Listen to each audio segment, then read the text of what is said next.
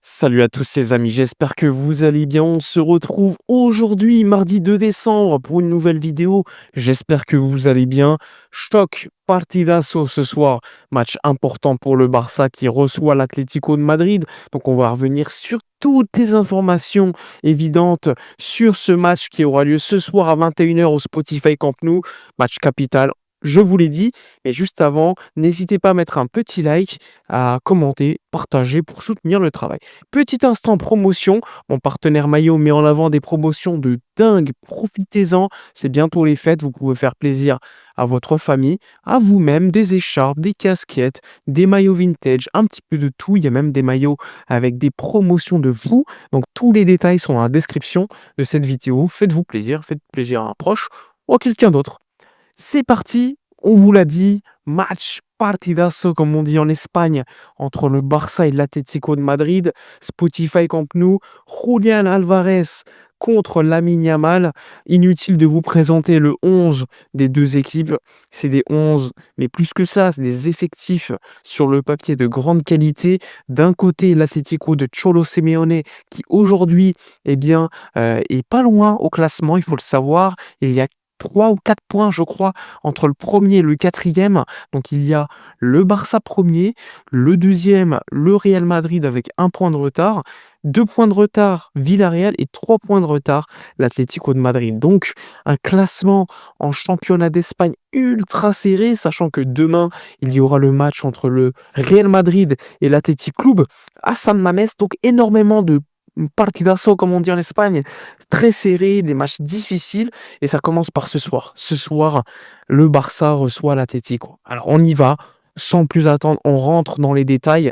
D'un côté, le Barça avec un Hansi Flick qui n'est pas dans une grande confiance. Il l'a expliqué hier en conférence de presse. Il a dit que Pedri devrait être titulaire ce soir pour évidemment donner plus de contrôle. Il l'a dit, hein, c'était vraiment ce qu'il manquait lors des derniers matchs. Il a dit il y a trop de pertes de balles, pas assez de contrôle, on se précipite trop, on perd trop de ballons. Et pour ça, il a une arme. Il a une arme, elle s'appelle Pedri, Pedro González Lopez, comme on l'appelle de son vrai nom. Donc ça va être important de le retrouver, le Canari. Sans oublier qu'il y a des absences. Ronald Araujo sera absent parce que pour des problèmes, on va dire, au niveau mentaux, au niveau motivation, suite à ce qui s'est passé à Chelsea. Flick l'a dit, pour respect pour Araujo, je vous demande de ne pas commenter. Donc on ne va pas commenter, on va pas plus rentrer dans le sujet. Mais en tout cas, l'Uruguayen a décidé de faire un reset. Et pour cela, il a donc décidé de ne pas être là contre l'Atlético, ce qui est plutôt curieux pour un capitaine. Mais bon, on respecte donc la décision du coach qui est aujourd'hui souverain. Il y a également l'absence de Gavi, comme vous le savez, qui reviendra fin février, début mars. Il s'est entraîné sur le terrain, on l'a vu hier, mais bon, c'est pas avec le groupe ni de manière très intense. Ça a fait partie de sa réhabilitation, donc on a un petit peu de temps, mais en tout cas, ça faisait plaisir de le revoir. D'ailleurs, Ter Stegen a enfin s'est remis à travailler avec le groupe, donc il est attendu normalement pour lui d'avoir le hockey médical dans 1 à 2 semaines maximum. Objectif donc au mois de janvier pour lui de trouver un autre club. Il y a énormément de clubs très intéressés par un prêt de Marc-André Ter Stegen pour qu'il arrive à la Coupe du Monde en forme, et peut-être qu'un club à ce moment-là, s'il performe plutôt bien, eh bien pourra l'acheter. Mais bon, pour l'instant, c'est un petit peu loin. En tout cas, le Barça a récupéré énormément de force. Frenkie de Jong sera bien présent après avoir loupé 2 entraînements et un match pour des raisons familiales. Là aussi, on n'est pas rentré dans les détails concernant la presse catalane, donc on respecte là aussi cette chose. Côté Atlético, eh bien, il y a quand même l'absence de Marcos Llorente. Marcos Llorente, le fameux complotiste, comme il l'appelle en Espagne aujourd'hui. Il y aurait également Robin Lenormand qui pourrait être dans le groupe, mais probablement pas titularisé. Donc on pourrait s'attendre à un Clément Lenglet en défense centrale du côté de l'Atlético face à un Robert Lewandowski. Alors le 11 attendu côté Barça, sans plus attendre, normalement, il n'y a pas beaucoup de doutes, même si on peut se poser la question sur un ou deux joueurs. En attaque, ça devrait être Robert Lewandowski, Lamine Yamal, Rafinha à gauche, elle a été confirmée hier par Hansi Flick en conf de presse. En numéro 10, Dani Olmo, De Jong Pedri en double pivot, sauf surprise. Et là, le vrai débat, je le mets sur la table. Hier en live, on y était d'ailleurs, il y a un live ce soir avant le match, mais hier en live, on se posait déjà la question avec vous autres et tous ceux, qui étaient présents. Est-ce que, Gérard Martin sera titularisé en défense centrale? Auquel cas, eh bien, Eric Garcia jouerait comme latéral droit, assez logiquement. Alors il y a un dossier, soit tu mets Koundé latéral droit, soit tu mets Eric Garcia à droite. Dans le cas où tu mets Koundé à droite, la défense centrale devrait être Eric Koubarsi. Dans le cas où tu mets Gérard Martin en défense centrale, eh bien c'est Eric Garcia, latéral droit, et Koubarsi qui accompagnerait, Gérard Martin en défense centrale et à gauche, Alejandro Balde. En tout cas, la petite inconnue, elle est vraiment sur le positionnement d'Eric Garcia. À voir s'il sera défenseur central ou plutôt latéral droit. En tout cas, n'hésitez pas dans l'espace commentaire à donner votre avis, votre opinion. Côté de la presse catalane, on est beaucoup plus confiant sur le fait que ça soit Gérard Martin qui devrait donc occuper le poste de défenseur central gauche parce que il considère que sa patte gauche aide beaucoup à la relance et que ça permet, par le naturel qu'il a avec son pied gauche, de pouvoir relancer correctement sur le côté de Baldé ou encore créer des situations de but, comme vous l'avez vu lors du dernier match contre Alaves, où il est sur les 2 premiers buts du FC Barcelone, avec évidemment un bon travail effectué, avec Rafinha ou encore Alejandro Balde sur le côté gauche. Mais en tout cas, ça part de Gérard Martin et ça, il faut le noter. Maintenant, on va monter en grade parce qu'en face, avec tout le respect qu'on a pour les joueurs de Liga, que ça soit d'Alaves, que ça soit, de l'Athletic Club ou autre, là, on passe à l'Atlético de Madrid. En face, ce n'est pas les mêmes attaquants. Quand tu as Sorloth, quand tu as Julián Alvarez qui est un joueur mobile, eh bien, Gérard Martin, eh bien, il fera face à des adversaires beaucoup plus forts. Et à ce moment-là, s'il est titularisé, c'est un vrai défi pour lui. Défensivement, c'est pas quelqu'un qui est super solide à mon avis, mais il amène des solutions au niveau de la relance. Maintenant, à voir. Ça permet également de faire jouer Pau Cubarsí sur le côté droit comme défenseur central droitier et lui, à ce niveau-là, pour la relance, il est parfait. Un Cubarsí qui peu à peu retrouve son niveau, je trouve, même si à Chelsea, à 10 contre 11 en deuxième mi-temps, eh bien, il a beaucoup subi. Je trouvais contre Bilbao qu'il avait été très bon. Contre Alaves, il a fait une bonne performance. Et donc, on verra contre l'Atlético ce soir. C'est un vrai duel. Là, c'est un match capital. Le Barça a perdu trop de gros matchs cette saison pour ne pas prendre au sérieux ce match. Sachant que si tu gagnes, déjà tu es à domicile devant ton public, Laporta a rappelé au peuple blaugrana hier devant la presse de venir en nombre. Si tu gagnes ce soir, eh bien en plus de mettre un coup sur la table, tu confortes ta place de leader, tu tapes du poing sur la table parce que tu battrais l'Atlético, qui est quand même aujourd'hui une équipe ultra redoutable, qui en Ligue des Champions a battu l'Inter, qui a battu le Real Madrid assez facilement au Rayader Metropolitano. Pour le Barça, c'est un vrai défi, donc ce soir contre l'Atlético. Rappelez-vous, l'année dernière, il y avait que des matchs de dingue. À Montjuïc, en Liga, on avait perdu le premier match avec, on va dire, un hold-up, avec un Sorloth en fin de match. Le Barça avait dominé, avait tapé la barre avec Rafinha. Finalement, on avait perdu et ensuite, le Barça avait tout gagné. Le Barça avait tout gagné. En Copa, le Barça avait éliminé l'Atlético dans un match aller-retour exceptionnel. En Liga, rappelez-vous, les buts, on avait gagné contre l'Atlético. C'était franchement absolument dingue. Le but de Lamine Yamal à la dernière minute, le 4-2, la remontée parce que le Barça était mené sur le score de 2-0, la passe de Ningo pour Lewandowski. Bref, des sacrés souvenirs. Mais en face, l'Atlético s'est renforcé assez sérieusement, que ça soit avec l'arrivée de Alex Baena, le joueur anciennement de Villarreal, que ça soit par Thiago Almada, l'ancien de Lyon, international argentin, même s'il n'est pas forcément titulaire. Il y a du sérieux. J'oublie pas également, par exemple, en défense.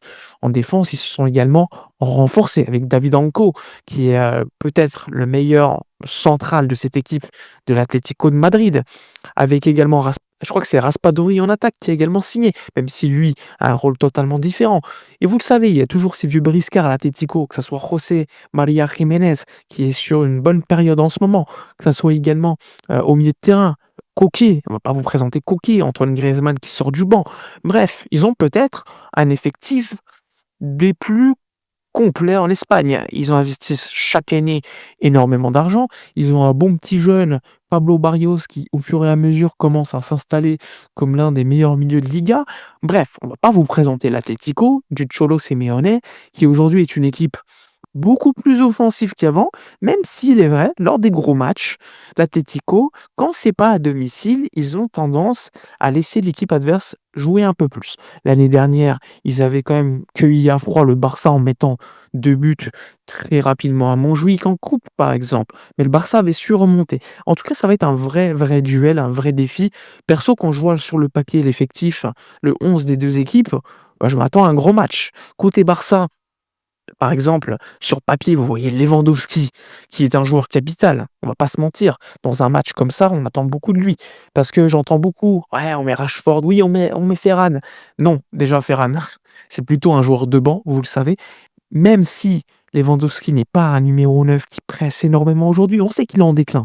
Eh bien, c'est un numéro 9 qui va s'occuper, qui va occuper les centraux adverses. C'est un joueur qui va certes pas décrocher, pas être aussi mobile qu'un Julian Alvarez, mais il sera toujours là pour avoir la situation et éventuellement la mettre au fond. C'est important d'avoir un neuf comme ça, dans un match comme ça, à domicile. Tu as Lamine, qui est pour moi le meilleur joueur du monde en termes de qualité intrinsèque, par le dribble, par la passe, et qui au fur et à mesure commence à marquer plus.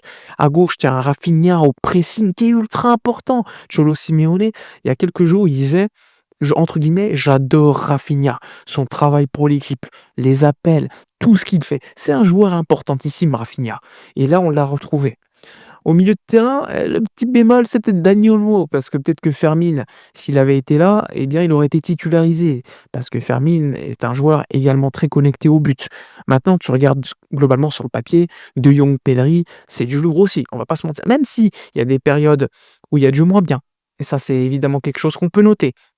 Globalement, les 2 lignes que je viens de vous citer, c'est du solide. Sur le papier, c'est du solide. Le point faible est peut-être au niveau de la défense, parce que tu as un gardien qui est très fort. Joan Garcia est excellent. Enfin, en face, tu as quand même Oblak, qui est très fort, mais tu as un Alejandro Balde, qui n'est pas forcément meilleur de sa forme, qui est offensivement, on attend beaucoup, que ça soit sur la qualité de centre, on attend beaucoup. Alors, il a de la vitesse, il peut te sortir des ballons parfois grâce à sa vitesse, c'est intéressant.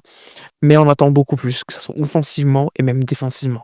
À côté de lui, tu as un Koubarsi qui sort un petit peu de sa période négative, qui essaye au fur et à mesure de revenir à son niveau. À côté de lui, tu as un Gérard Martin qui est plein de surprises. Évidemment, ce n'est pas un grand joueur, on va pas se mentir, mais il va au charbon.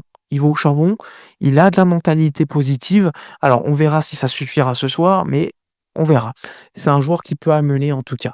Et à droite, tu as Eric Garcia qui est peut-être le meilleur joueur de la défense depuis le début de la saison, qui est un petit peu polyvalent, qui n'est pas le meilleur central, mais qui peut dépanner tantôt en numéro 6, même si contre Chelsea, il n'a pas été bon, contre Bilbao, il avait été excellent, tantôt en latéral droit, c'est peut-être son meilleur poste cette saison par ailleurs, parce que lorsqu'il avait remplacé Koundé au début de la saison, eh bien, il était déjà plutôt bon. Malheureusement, il n'a pas encore cette connexion offensivement avec Lamine Yamal que Koundé avait l'année dernière avec Lamine. Alors évidemment, Koundé ne se projetait pas énormément non plus, mais il donnait quand même des alternatives à Lamine, ce qui lui permettait de ne plus être forcément en 3 contre 1 ou en 2 contre 1. Parfois, tu avais une aide sur son côté. Donc ça aussi, ça va être une clé du match. En tout cas, ça va être super intéressant à analyser ce soir contre l'Atlético. Et surtout, ça permettra au Barça de se jauger. Flick parle beaucoup du fait qu'à l'entraînement, ça bosse beaucoup mieux, qu'intensément, qu'il y a plus d'intensité également mise en place. Maintenant, ce qu'on a vu, nous, en tant que fans, c'est des défaites contre le Real, plutôt méritées, d'ailleurs, hein. Même si c'était pas un grand Real, le Barça avait beaucoup de blessés. Perdre contre le PSG à domicile, sur la deuxième mi-temps où tu t'es fait manger de la sorte, puis tu as perdu également contre Chelsea à 10 contre 11. Le seul match, on va dire compliqué que tu as gagné à l'extérieur en plus, c'était contre Newcastle à St James Park. Mais c'est Newcastle, c'est pas non plus une équipe référencée. Donc ça va être un choc parce que pour moi, c'est peut-être un match qui peut te changer non pas la saison parce qu'elle est encore très longue, hein, on va pas se mentir, mais qui peut te changer totalement une dynamique, une confiance que l'équipe peut reprendre en elle.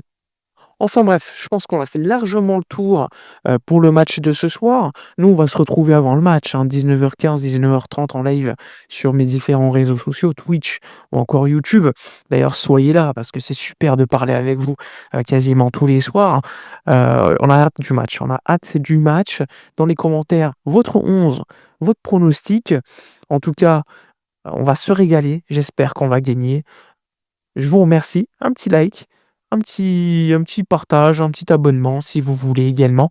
Partager la vidéo et surtout, on se retrouve ce soir, pour débriefer tout cela.